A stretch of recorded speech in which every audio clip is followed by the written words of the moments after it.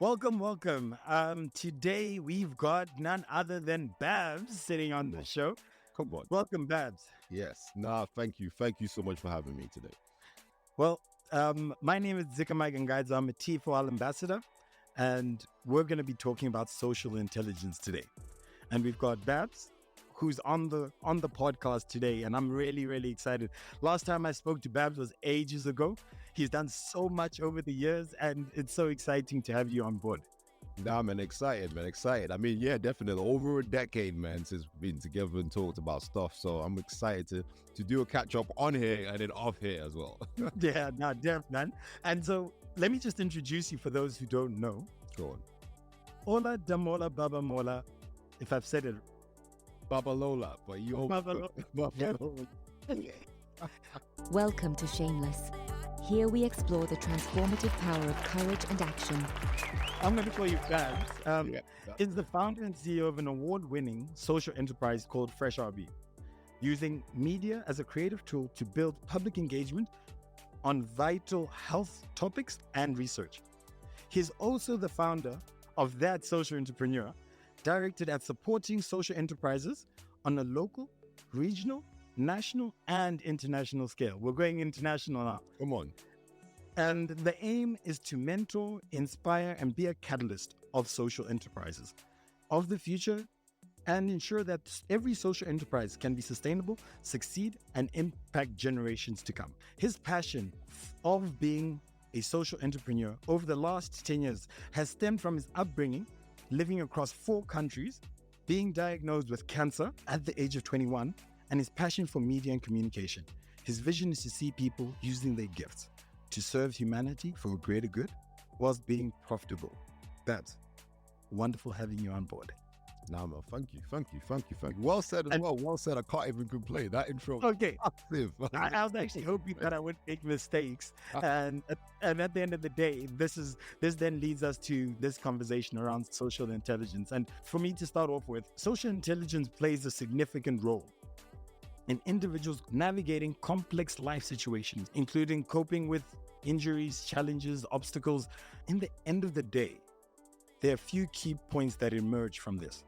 Number 1 is understanding personal and emotional worldviews, navigating relationships, building networks, dealing with bias and misunderstandings, complex decision-making, resilience and post-traumatic growth, and mental health. Babz, please, I am absolutely fascinated to hear a little bit about yourself, the 4 countries, how you got into the space of being a CEO and being a founder. What were the tools that you essentially had to leverage? So I'm going to stop. Please give us a background and rundown of sort of how you got to this space. Yeah, man, definitely. I think I'll start with the fact that, being a son of a diplomat, moving around in different countries has been has been the best education I've ever had. Forget school. School's been great. Obviously, I've got a master's degree and everything. But the fact that I lived in different countries was the best education, to find out or to figure out that we humans are basically the same across board. We have the same needs. We have the same wants. The underlying fact of humanity is really needs to be put into every aspect of our lives. And I think that was what I understood. And obviously going through my whole process of living in Nigeria till I was 9 years old, moving to the Ivory Coast for about 3.5 years. So I speak French as well. Moving back to Nigeria, then moving to Tunisia, and then living in the UK right now. I've been given sort of the privilege of understanding different cultures through music, through food. Food is amazing in different countries. Yeah. That's one of the best ways. I mean, and understanding what we call universal languages. So quick question. Go on. When you say food, which of the places that you lived in had the best food? And I know it's not England, so let's just skip England out of this. Yeah, which is the best place where you got food? Skip it. Okay. I would say Ivory Coast. Ivory Coast food is dope. Like, we talk about achekia loco, avelo poulet braisé, like those kind of things, man. Wow. Do you know what I mean? So there's even garba, so you have that little. Nah, man, it's nice. Like, Ivorian food. Ivorian food is very nice. And I think for me, I would say Nigerian food is amazing. Make no mistake, I'm not even trying to compare it to Nigerian food, but I think Ivorian food, because I was in what we call my formative years, they have stuck with me. You know, having the way the food has been like, it's like life, it's soul food, you know what I mean? So, and not to talk about the fact that they just won the AFCON, you know, not too long ago from where we were recording the podcast. I mean, I'm Nigerian, obviously I prefer Nigeria to win, but I ain't too mad if Ivory Coast will. That's what it is, you know what I mean? I mean, let's not go into football. Let's not go into that. So go ahead, tell me more. Like, as you then progressed and in the UK and the different experiences, how does that form a lot of the way you think, a lot of the way that you look at different individuals? You say everybody has got lots of similarities. Yeah. I think I call it universal languages. I think there are a couple of things that unite human beings. One of them is food. Another thing is music. Another thing is sports. And for me, another thing is health. And health is obviously the biggest thing that I champion in everything that I do. So I'm very, very passionate about these universal languages. And I think that's kind of morphed me into this being that I am today. And I think my process of going through uni, as you know, in Liverpool, was also I was studying business and communications. And I was passionate about media, but I knew that I always knew I was going to run a company, but I thought I'll run it, you know, when I'm like my 30s, 40s. I didn't think I was going to start it when I was 23, you know? And then I think in 2009, as you said, I got diagnosed with cancer, and cancer kind of changed my whole paradigm. It changed the whole way I thought about life. And, you know, I personally thought that at a young age, you know, I was, you know, healthy. Nothing was wrong with me, but at the end of the day, I got diagnosed with cancer, and I thought cancer only affected older people. And then when I got into the space of being with other young people who were diagnosed with cancer, which is through a local charity in the UK called Click Sergeant, I was like, oh wow, so young people go through this shebang, you know, of being diagnosed with cancer. And it opened my mind to starting to realize that things can actually make you start to shift the way you think about this life on planet Earth. But yes. And so I'm very curious. First question is, where were you when you found out about your diagnosis? And what was the things that went through your mind as you sort of received this information? Yeah. Big thing, because I was in my final year at university, but prior to that, I had a lump at the back of my neck. So in the second year at university, I had a lump at the back of my neck, and I thought not much of it, but it never went down. And so eventually I went to the doctors, and, you know, they sent me to another specialist, and then you start thinking the worst. And then it was like maybe like a couple of days before my birthday, my 21st birthday, sent back to the specialist, and then he said, hey, my guy, this thing's called non-Hodgkin's lymphoma. And I was like, what is that? Yeah, non-Hodgkin's lymphoma. And then he said, what is that? And he was like, cancer. And I heard nothing after that. You know, I was just like literally floating from that point. I thought it was like a film. Felt like I was in a third, just felt like, you know, somebody should just say cut, you know. And when you hear cancer, you think death. You know, I thought my life would go. Once you heard the word cancer, you blacked out, you sort of stopped hearing what he was saying to you. How then did you build from that point? Because I guess it was a really low point and a very difficult point. You then would have built yourself, you had tools, and you talked about sort of where you then had a network of individuals who'd also gone through that, and you realized you're not alone. Sort of how did your journey to build from when you found out to the point where you stood up and said, I am cancer free, I've won this battle? Yes. It was basically going through chemo and being in a space whereby other young people were being creative. I think that space got me to understand that in spite of our health condition, we are able to still be super forces and, you know, use our creativity to actually transcend the health condition. And it was at that point I realized that, oh, if I come out of this is exactly what I want to do. Like it was like a no-brainer. I was like, I want to use creativity to sort of not only raise the awareness of health condition, which is act as an advocacy tool, but I also wanted to make sure that I also embraced the therapeutic nature of being creative. And I think that was the two things. Those are twofold of what created FreshRB today. And I think it was 6 months through chemo.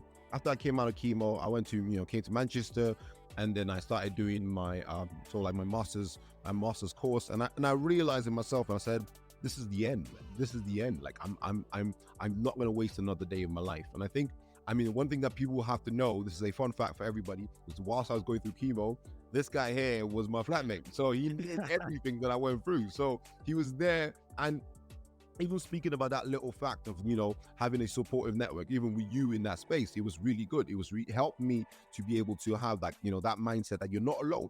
And I think that's what I wanted to give to everybody across the board, whether you're going through a health condition or not, whether you know people who are going through, marginalized health conditions, is giving them that mindset that you're not alone and you still have something to offer. That's what's been the whole flame or the fire behind my flame, in a sense. So my gasoline, that's what it is. That's been good guess. When you've essentially built a bond that strong, when you've gone through a process that essentially changes and shifts your whole mindset, really, I think that is really powerful. And to maintain that then requires you to constantly remember and keep at the fore what's important to you. Is that would you consider that fair?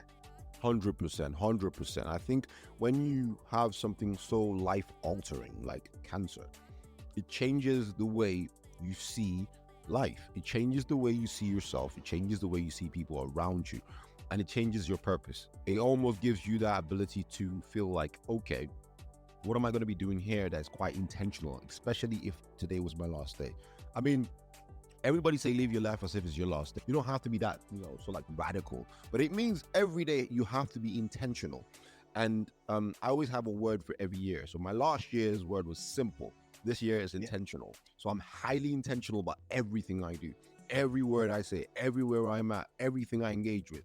And so it's like giving that mindset to yourself to say, because I am not promised tomorrow, what can I be 110% intentional about today?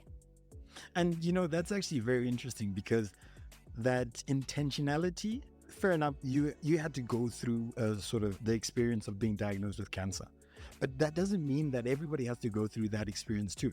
If anything, this is the point of this current conversation, is for people to realize that I should be very intentional, and I can still use the tools, the networks, the skills that you might have actually come to realize through your process. But actually, I don't need to be only have to go through some negative or traumatic experience to be able to leverage the tools that you used as well. Yeah. That's the punch that I picked up from what you said. 100%. That's what it is. You don't need to go through, and that's why it transcends health conditions. It basically, you don't need to focus on just health and saying, oh yeah, if I didn't get diagnosed with this, or if I don't know anybody with that. And I think that's what has stimulated that social entrepreneur, because it's basically about finding something that you can bring to your community, to your local community, that is of massive value and is of what we call common value. So value is translated with a group. So a group of people can see something that is of value today and call that value. Let's not get into cryptocurrency, because I don't believe that crap. That's what stimulated cryptocurrency for what it is, which is a lot of people saying this is a value, and so we put this value on it, and that's what's created communities today. But anyways, what I'm trying to say here, off the sidetrack, is that it's very important to be intentional of the way you bring value to your communities. That's what I want to stay on. And so please tell me a little bit more about that social entrepreneur. Like, what is it? What do you envision for that? And where is that going to be sitting? Who is going to be impacted through that process?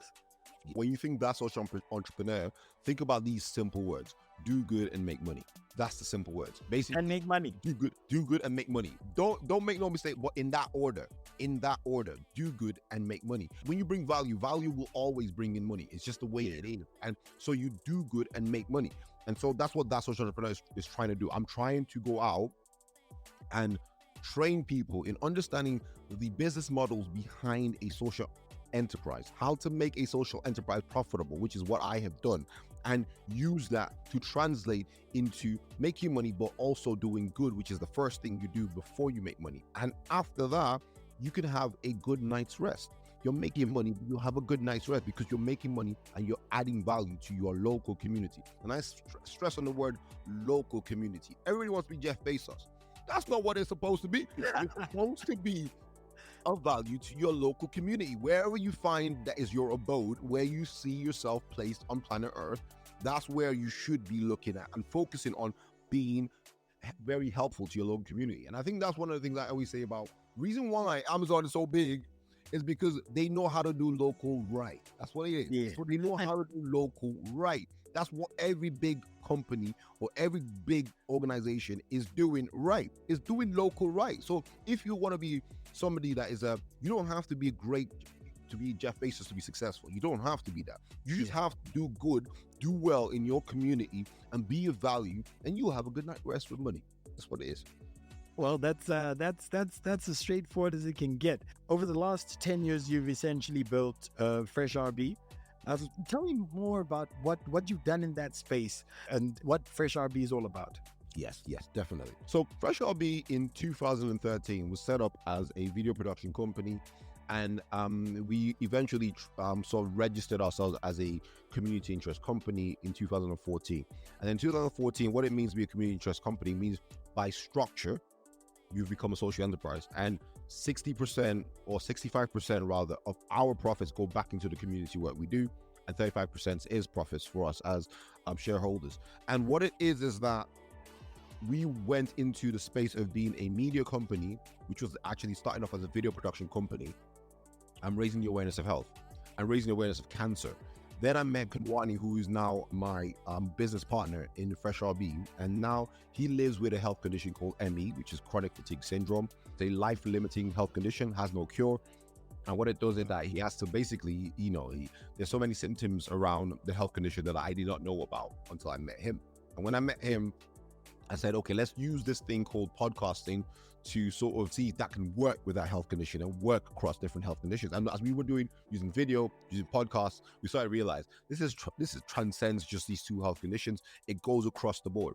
And so we offered this thing and said, okay, this is the initial thing we're going to be using, and we're going to use creative design as well. So we use video production, podcasting production, and creative designs to engage with health conditions, health topics, health research in Manchester, in the UK. And we are working with the NHS constantly. We work with the city councils. We work with different organizations, universities, and we use things like the digital assets from the video production or the training of video production to get these young people and get different individuals in the community to engage with health themes. But one of the biggest things that we are very passionate about is using media as an advocacy tool to speak for people that can't speak for themselves. That's kind of like the biggest thing that we're looking at. So that's kind of what FreshRB is. And we've just been able to sort of last for 10 years, which is crazy. That's pretty nuts. That is actually crazy. And so when I hear this, it is incredibly inspiring, if I have to put a word to it. The inspiration for me is driven through the ability to, from a negative, to then turn it to become something that is of value, something that is positive, something that inspires change. And a lot of the time, whether it is a small negative or a big negative, a lot of people will find themselves in a trench. And the question is, how do I now get out of this cycle of being in a trench? And I'm abundantly, like, not only impressed, but I'm also very, very curious. Have you had moments where you had doubt, you felt vulnerable, and sort of how then did you work with that business challenge to then say, you know what, this is not going to cut me. This is not going to snowball my role. I'm going to build from here. Yes, 100%. I mean, if I said I was confident throughout the whole process, I'll be lying to you.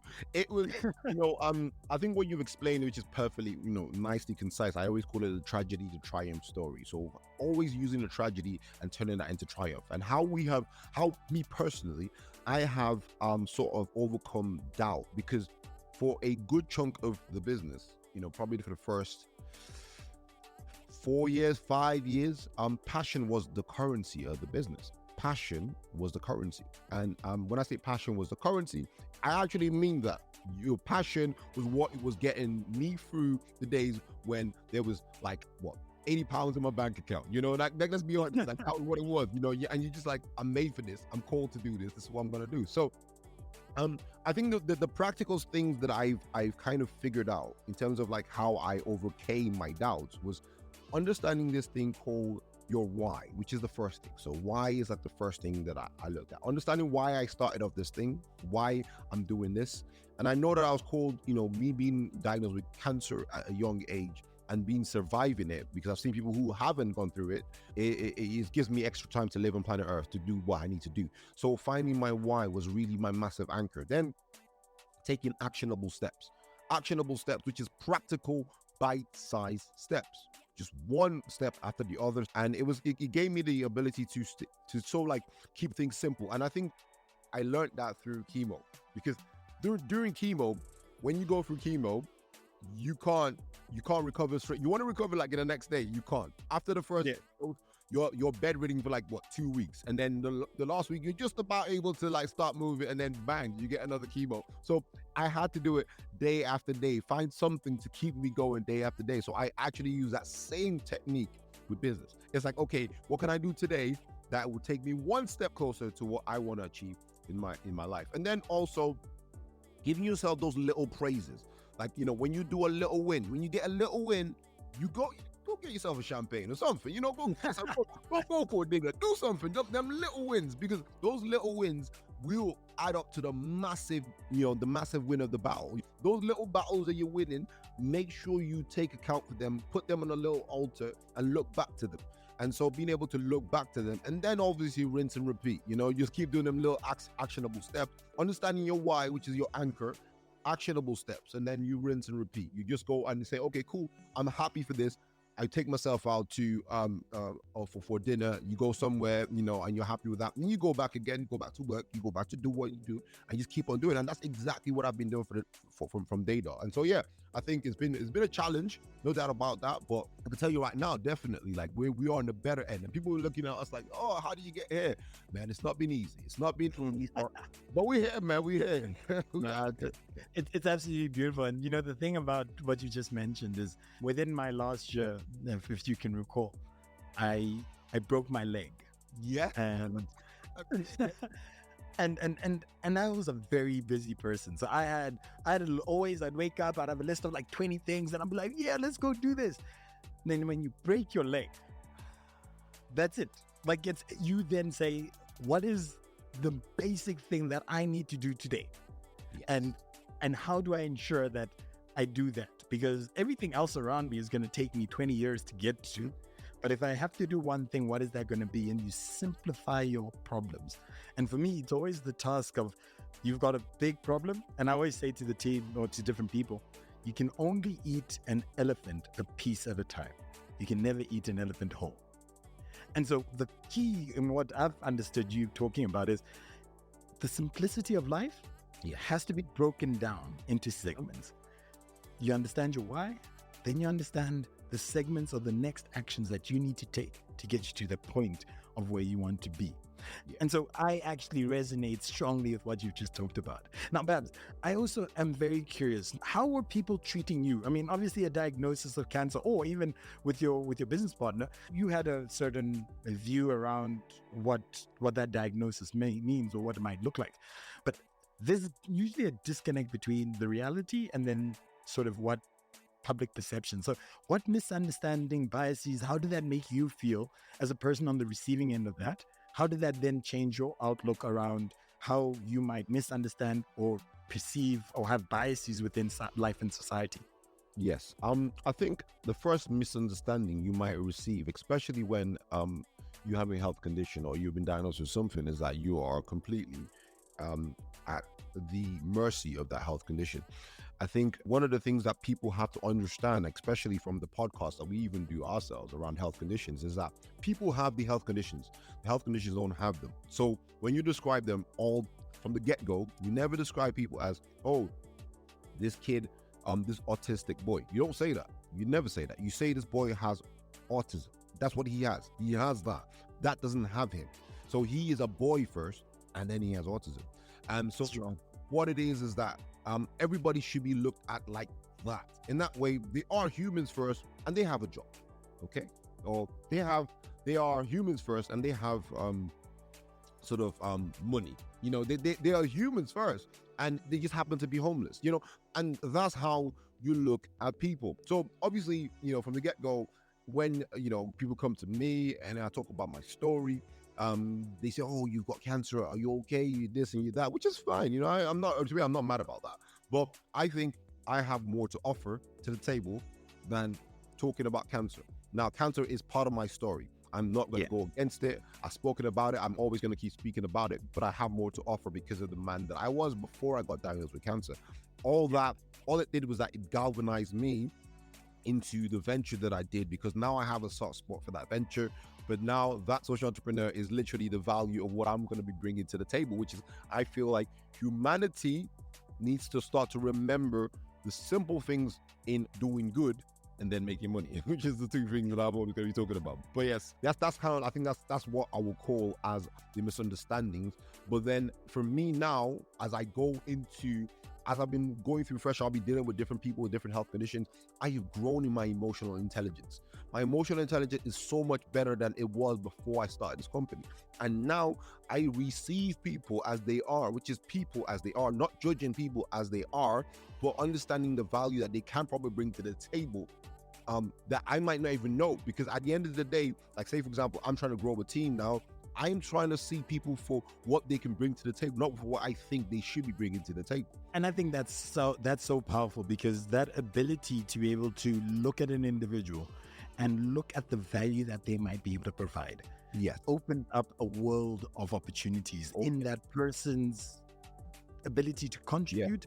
Yeah. And even more so is that it kind of resonates with a philosophy that sort of from the T4L transformation leader point of view, Ubuntu, whereby I am because we are. Come on. And we are a sum of the parts around us.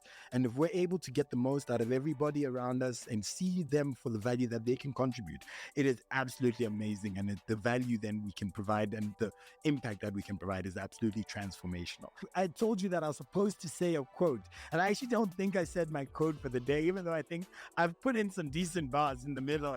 You have the bars. But the quote for the day for today's podcast is, a smart person knows what to say. A wise person knows whether or not to say it. And the reason why I actually just remembered this is because when you talked about you are a person before you are a health condition. You've got value despite what perceptions or misconceptions I might have. Yeah. You start to realize that maybe it's not only about what you say to somebody, but also knowing what not to say and how to say it. And at the end of the day, it is having that emotional intelligence and notion of knowing what and how to approach the intricacies and obstacles of life. Babz, I am absolutely curious, when you, from an emotional intelligence point of view, what aspects have really increased your emotional intelligence? Like what experiences do you feel like you go, I have really built my social intelligence, and these couple of things have built my ability to understand and appreciate lots of different people? Yeah. I think the beautiful thing of being able to run your own company is that you get to meet everybody. You get to meet everybody, from the top level CEOs and directors to the regular janitors in some organizations, to your staff. And then obviously for me, in the space that I'm in, people with health conditions, and you start to realize there is a uniformity across the board. If you treat somebody with respect, you get respect back. End of discussion. That's like a basic human sort of common sense, which is not common. Yeah. I love that saying, I love that saying you just said, that quote, which is, somebody might know what to say, but a wise person is knowing when to say it, because not everything you have to say. I'm married, so I know it's things that I don't have to say. First year marriage, mine was messing up, just everything, and it was just creating scandal for no reason. But for me, what I realized was that there's certain things that could be right to say, but how would that benefit the long-term vision? That's and I think I'm a man of vision, I'm a man of ideas. So I'm always thinking about the big picture. And I'm like, what does me saying this really benefit for the long-term vision? It really doesn't. Sometimes you just keep your mouth shut. So experiences like dealing with having kids as well, it's like one of the craziest things. It expands your whole capacity for patience. It's absolutely ridiculous. But what I can say is, there's so many aspects that have been so rich in my life, meeting people from different backgrounds, different environments, different occupations, different wants, different races. And that gives me that ability to realize that everybody wants the basic things in life. If you treat them with respect, you see the value they can bring to the table, trust me, you are going to be having sort of great relationships that have purpose. And I'm not the one for small talk. You know, people know me. I don't like small talk. I like, you know, conversations that have a purpose. And like, you know, we having a conversation here. There's a purpose to this conversation. So I like it, you know. And I feel like at the end of the day, if people are very intentional, back to that word, intentional, about the relationships they build, how they build these relationships, the purpose of what they want from these relationships, then, you know, we will be in a very, very, very better world than we are currently right now. So yes, that's my vision. Now, you know what? This has been an absolute pleasure having you on this podcast. It is absolutely transformational, both hearing your experiences, not only as a survivor of a diagnosis, but beyond that. I mean, the impacts, the vision, the mindset, the passion that you carry, your reason for why you wake up in the morning has been the fuel for your flame across the years. And now you're transitioning into this space with that social entrepreneur really looking to do a massive reach across the space, breaking all your issues into smaller problems and the simplicity of it all. But right now, you're currently on that journey of actual intent, pure, unbridled intent. And for me, there's no other pleasure than actually having you on board in this podcast and us having this meaningful discussion. And so, in summary, for me, I feel social intelligence is a multifaceted skill that significantly impacts how different individuals, survivors, people who went through different obstacles, navigate their journey, manage their relationships, make decisions, cope with a lot of different implications, both in the mental health space, but also how people view them, and ultimately find a new meaning and growth in their experience. And so for me, it is so empowering, inspiring, and I really look forward to actually hearing more about that social entrepreneur and watching your journey grow as you transform, mentor, inspire multiple local communities to have a massive impact across the different skills that they have. Babz, once again, absolute pleasure. It's great seeing you after a very long time. Thank you very much. Thank you very much. Well said. I love your summary as well. That's been brilliant. So yes, it's been a pleasure. And yes, I hopefully whoever listens to this podcast would just get a little bit of nugget of wisdom here and there. So really appreciate to having me on this podcast. Thank you. Don't forget to like, subscribe, and share as we embark on our mission to impact 1 million African lives by 2026.